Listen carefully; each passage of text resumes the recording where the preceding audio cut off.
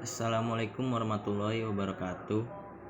Perkenalkan, nama saya Ikhwan Rizky dari jurusan Perencanaan Wilayah dan Kota 2019. Di sini saya akan menyampaikan tugas sesi 19, yaitu sebuah presentasi yang berjudul Pancasila sebagai dasar pengembangan ilmu dalam mata kuliah pendidikan Pancasila. Pancasila sebagai dasar pengembangan ilmu. Apa sih itu Pancasila sebagai dasar pengembangan ilmu? Menurut Kunto Wijoyo, perkembangan ilmu itu mengindikasikan bahwa kebanyakan orang sering mencampur adukan antara kebenaran dan kemajuan, sehingga pandangan seseorang tentang kebenaran terpengaruh oleh kemajuan yang dilihatnya. Dan pengembangan ilmu ini ada hubungannya antara iptek, budaya, dan agama. Hubungan antara iptek, budaya, dan agama dapat ditandai dengan beberapa kemungkinan, yaitu pertama, iptek bergantung dengan nilai budaya dan agama, sehingga pengembangan iptek harus senantiasa didasarkan atas regulitas manusia. Kedua, iptek yang tidak tergantung dengan nilai-nilai budaya dan agama, sehingga terjadi sekularisasi yang berakibat pada kemajuan iptek tanpa dikontrol nilai religiusitas manusia. Ketiga, iptek yang menempatkan nilai agama dan budaya hanya sebagai relasi dialog ketika diperlukan saja. Nah, dari situ kita dapat mengetahui bahwa sebenarnya Pancasila sebagai ideologi negara merupakan kristalisasi nilai-nilai budaya dan agama dari bangsa Indonesia. Pancasila sebagai ideologi bangsa Indonesia mengakomodir seluruh aktivitas kehidupan bermasyarakat, berbangsa, dan bernegara. Begitu juga dengan aktivitas ilmiah. Bangsa Indonesia memiliki akar budaya dan religi yang kuat dan tumbuh sejak lama dalam kehidupan masyarakat, sehingga ketika pengembangan ilmu tidak berakar pada ideologi bangsa, sama halnya dengan membiarkan ilmu berkembang tanpa arah dan orientasi yang jelas. 1.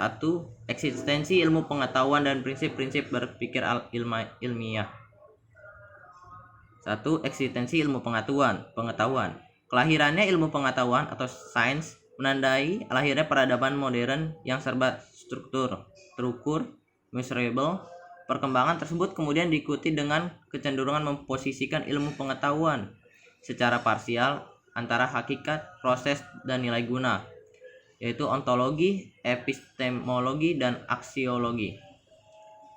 Kedua, pengembangan ilmu pengetahuan. Perkembangan ilmu pengetahuan tidak hanya sebagai sarana kehidupan manusia, tetapi sudah tersubstansialkan menjadi bagian dari harga diri dan mitos bangsa. Dalam kedudukan yang substansif, iptek telah menyentuh semua ini kehidupan secara ekstensif dan dapat mengubah manusia secara intensif. Fenomena perubahan tersebut tercermin dalam masyarakat yang sedang mengalami masa transisi. Masa transisi itu terdapat 3, yaitu 1. Masa transisi masyarakat berbudaya, agraris, sampai tradisional, menuju masyarakat dengan budaya industri modern. Kedua, masa transisi budaya etnis sampai kedaerahan menuju budaya nasional kebangsaan. Ketiga, masa transisi budaya nasional sampai kebangsaan menuju budaya global. Perkembangan ilmu pengetahuan tidak dapat dilepaskan dari mekanisme keterbukaan terhadap koreksinya, yang memungkinkan untuk mencari alternatif pengembangan melalui kajian penelitian eksperimen. Alternatif pengembangan tersebut dilihat dari aspek ontologis, epistemologis, dan ontologis. Karena setiap pengembangan ilmu pengetahuan harus ada validitas dan reliabilitas agar dapat dipertanggungjawabkan, baik berdasarkan kaidah-kaidah keilmuan maupun berdasarkan sistem nilai masyarakat di mana ilmu itu ditemukan atau dikembangkan. Dari setiap alternatif pengembangan memiliki arti. 1. Pengembangan dari ontologi, yaitu menitikan beratkan pada eksistensi atau keberadaan ilmu pengetahuan. Kedua, pengembangan dari epistemologi, yaitu berkaitan tentang sumber pengetahuan, sumber kebenaran, cara memperoleh kebenaran, kriteria kebenaran, proses, sarana, dasar-dasar kebenaran, sistem, prosedur, dan strategi. 3. Pengembangan dari aksiologi, yang berkaitan dengan pertimbangan nilai etis, moral, religius dalam setiap penemuan, penerapan, dan pengembangan ilmu.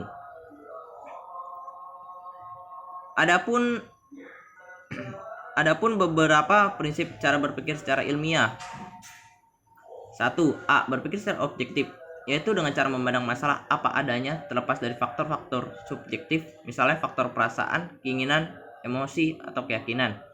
Berpikir secara rasional, yaitu dengan cara menggunakan akal sehat yang dapat dipahami dan diterima oleh orang lain. Mencoba melepaskan unsur perasaan, emosi, sistem keyakinan. 3. Berpikir secara logis, yaitu dengan cara menggunakan logika, tidak mengandung unsur pemikiran yang kontradiktif, selalu rasional. 4. Berpikir secara metodologis, yaitu dengan cara menggunakan metode keilmuan yang khas dalam setiap berpikir dan bertindak. Misalnya, induktif, deduktif, sintesis, hermeneutik, intuitif. 5. Berpikir secara sistematis, yaitu dengan cara berpikir dan bertindak menggunakan tahapan langkah prioritas yang jelas dan saling terikat satu sama lain serta memiliki target dan arah tujuan yang jelas. Selanjutnya, perkembangan ilmu pengetahuan dapat dikonsentrasikan melalui dua aspek, yaitu pertama, aspek fenomenal, menunjukkan bahwa ilmu pengetahuan terwujud dalam bentuk masyarakat, proses, dan produk. Sebagai masyarakat, ilmu pengetahuan menampakkan diri sebagai suatu masyarakat yang mematuhi kaidah-kaidah ilmiah seperti universalisme, komunalisme, dan skeptisisme yang teratur dan terarah. Kedua, ilmu pengetahuan jika dapat dilihat dari aspek struktural memiliki unsur-unsur sebagai berikut. 1. Sasaran yang dijadikan objek untuk diketahui atau Gegenstand. 2. Objek sasaran ini kemudian dipertanyakan dengan suatu cara atau metode tertentu tanpa mengenal titik henti. Ketiga, ada alasan dan motivasi mengapa Gegenstand itu terus-menerus dipertanyakan.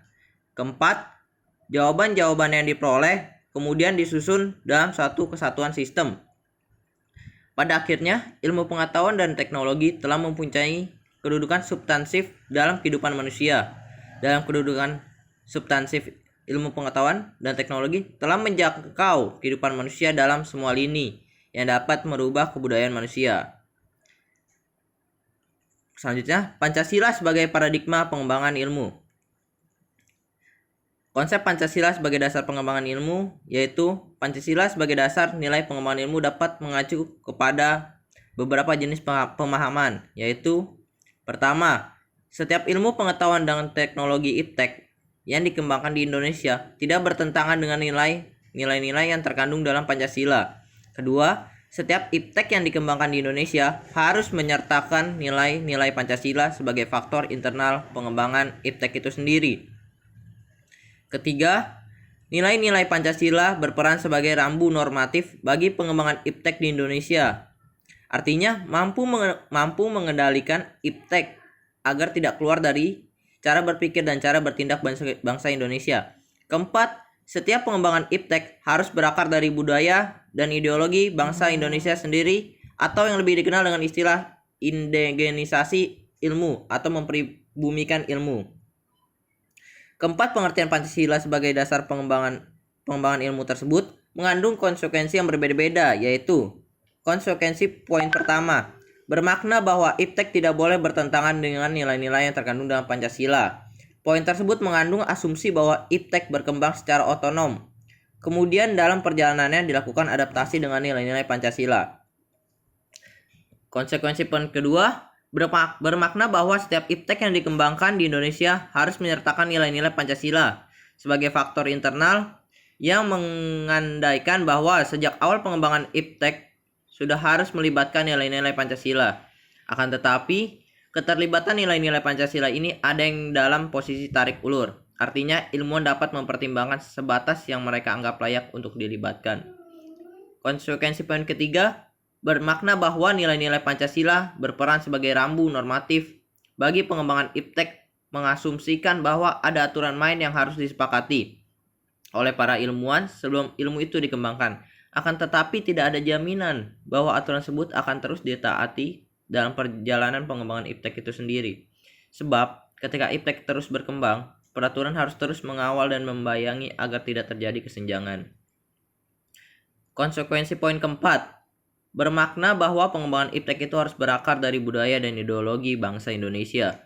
Hal tersebut sebagai indigenisasi ilmu, mengandaikan bahwa bukan hanya sebagai dasar nilai pengembangan ilmu, tetapi sudah menjadi paradigma ilmu yang berkembang di Indonesia, sehingga perlu dilakukan penjabaran yang lebih rinci dan pembicaraan di kalangan intelektual Indonesia. Selanjutnya, paradigma Pancasila sebagai dasar strategi pengembangan ilmu. Paradigma merupakan pandangan mendasar dari para ilmuwan tentang yang menjadi pokok persoalan suatu cabang ilmu pengetahuan. Istilah ini paradigma pada mulanya dipakai dalam bidang filsafat, ilmu pengetahuan. Paradigma kemudian berkembang dalam pengertian sebagai kerangka pikir, kerangka bertindak, acuan, orientasi, sumber, tolak ukur, parameter, arah dan tujuan. Hal ini menggambarkan bahwa nilai-nilai Pancasila sebagai sumber orientasi dan arah pengembangan ilmu di dalam dimensi ontologis, epistemologis, dan aksiologis. Adapun beberapa alasan diperlukannya Pancasila sebagai dasar pengembangan iptek dalam kehidupan berbangsa Indonesia, yaitu 1. Adanya pengrusakan lingkungan yang ditimbulkan oleh iptek, baik dengan dalih percepatan pembangunan daerah tertinggal maupun upaya peningkatan kesejahteraan masyarakat. Kedua, penjabaran sila-sila Pancasila sebagai dasar nilai pengembangan iptek dapat menjadi sarana untuk mengontrol dan mengendalikan kemajuan iptek yang berpengaruh pada cara berpikir dan bertindak masyarakat yang cenderung pragmatis. Ketiga, nilai-nilai kearifan lokal yang menjadi simbol kehidupan di berbagai daerah mulai digantikan dengan gaya hidup global, seperti sikap bersahaja digantikan dengan gaya hidup bermewah-mewah. Solidaritas sosial digantikan dengan semangat individualitis. Musyawarah untuk mufakat digantikan dengan voting. Adapun peranan nilai-nilai dalam setiap Pancasila sebagai berikut. Sila pertama, ketuhanan yang Maha Esa.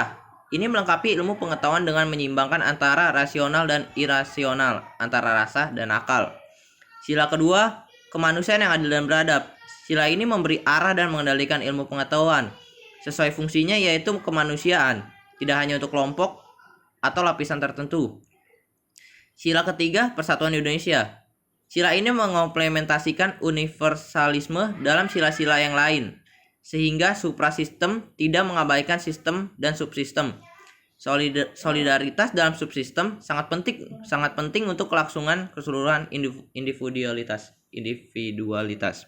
tetapi tidak mengganggu integrasi. Sila keempat, kerakyatan yang dipimpin oleh hikmat, kebijaksanaan dalam permusyawaratan dan perwakilan. Sila ini bermakna mengimbangi otodinamika ilmu pengetahuan dan teknologi. Eksperimentasi penerapan dan penyebaran ilmu pengetahuan harus demokratis, dapat dimusyawarahkan secara perwakilan, sejak dari kebijakan, penelitian sampai penerapan massal. Sila kelima, keadilan sosial bagi seluruh rakyat Indonesia. Sila ini menekankan 3 keadilan yang disebut Aristoteles, yaitu keadilan distributif, keadilan kontributif, dan keadilan komutatif. Pengembangan ilmu pengetahuan dan teknologi harus senantiasa berorientasi pada nilai-nilai Pancasila. Sebaliknya, Pancasila dituntut terbuka dari kritik, bahkan ia merupakan kesatuan dan dari perkembangan ilmu yang menjadi tuntutan peradaban manusia. Peran Pancasila sebagai paradigma pengembangan ilmu harus sampai pada penyadarannya bahwa fanatisme kaidah, kenetralan keilmuan, atau kemandirian ilmu hanyalah akan menjebak diri seseorang pada masalah-masalah yang tidak dapat diatasi dengan semata-mata berpegang pada kaidah ilmu sendiri, khususnya mencakup pertimbangan etis, religius, dan nilai budaya yang bersifat mutlak bagi kehidupan yang berbudaya. Selanjutnya, sejarah singkat Pancasila sebagai dasar pengembangan ilmu. 1. Aspek historis. Sejarah Pancasila sebagai dasar pengembangan ilmu belum banyak dibicarakan awal kemerdekaan. Hal tersebut dikarenakan para pendiri negara pada masa itu mencurahkan tenaga dan pemikirannya untuk membangun bangsa dan negara. Aspek historis dari Pancasila sebagai dasar nilai pengembangan ilmu di Indonesia dapat ditelusuri dalam dokumen negara, yaitu Pembukaan Undang-Undang Dasar 1945 alinea keempat, Pembukaan UUD 1945. Kedua, aspek sosiologis. Aspek sosiologis Pancasila sebagai dasar nilai pengembangan iptek dapat ditemukan pada sikap masyarakat yang sangat memperhatikan dimensi ketuhanan dan kemanusiaan. Ketika iptek tidak sejalan dengan nilai ketuhanan dan kemanusiaan, biasanya akan terjadi penolakan. Ketiga, aspek politis. Aspek politis Pancasila sebagai dasar nilai pengembangan ilmu di Indonesia dapat dirunut ke dalam berbagai kebijakan yang dilakukan oleh para penyelenggara negara. Di antaranya, yang ke-1, dokumen masa Orde Lama. Di dalam dokumen masa Orde Lama, Soekarno meletakkan Pancasila sebagai dasar nilai pengembangan atau orientasi ilmu. Soekarno mengaitkan dengan dimensi kemanusiaan dan hubungan antara ilmu dan amal. Kedua, di dalam dokumen Orde Baru, Presiden Soeharto menyinggung masalah Pancasila sebagai dasar nilai pengembangan ilmu dalam Kongres Pengetahuan Nasional keempat pada tanggal 18 September 1986 di Jakarta. Penegasan Pancasila sebagai dasar pengembangan ilmu pengetahuan sampai pada masa Orde Baru belum ditegaskan. Meskipun Pancasila diterapkan sebagai satu-satunya asas organisasi politik dan kemasyarakatan, penekanannya hanya pada iptek, harus diabdikan kepada manusia dan kemanusiaan sehingga dapat memberi jalan bagi peningkatan martabat manusia dari kemanusiaan dan kemanusiaan. Ketiga, dokumen pada masa reformasi.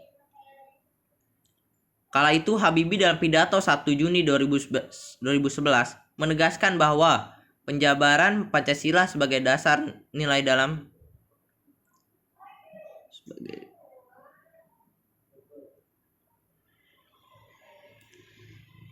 Habibie dalam pidato 1 Juni 2011 menegaskan bahwa penjabaran Pancasila sebagai dasar nilai dalam berbagai kebijakan penyelenggaraan negara merupakan suatu upaya untuk mengaktualisasikan Pancasila dalam kehidupan. Dari beberapa dokumen di atas, maka dapat disimpulkan bahwa sumber politis dari Pancasila sebagai dasar nilai pengembangan iptek lebih bersifat apologis karena memberikan dorongan kepada kaum intelektual untuk menjabarkan nilai-nilai Pancasila lebih lanjut. Selanjutnya, dinamika dan tantangan Pancasila sebagai dasar pengembangan ilmu. Dinamika yang dihadapi oleh Pancasila sebagai pengembangan ilmu adalah belum dibicarakan secara eksplisit oleh penyelenggara negara sejak Orde Lama sampai era reformasi.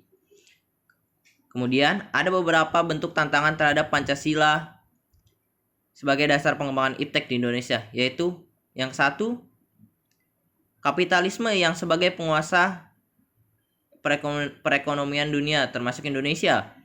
Kedua, globalisasi yang menyebabkan lemahnya daya saing bangsa Indonesia dalam pengembangan iptek sehingga Indonesia lebih berkedudukan sebagai konsumen daripada produsen dibandingkan dengan negara-negara lain. Ketiga, konsumerisme menyebabkan negara Indonesia menjadi pasar bagi produk teknologi negara lain yang lebih maju ipteknya. Sekian dari saya, Ikhwan Rizky Riyadi. Bila ada salah kata, mohon dimaafkan. Wassalamualaikum warahmatullahi wabarakatuh.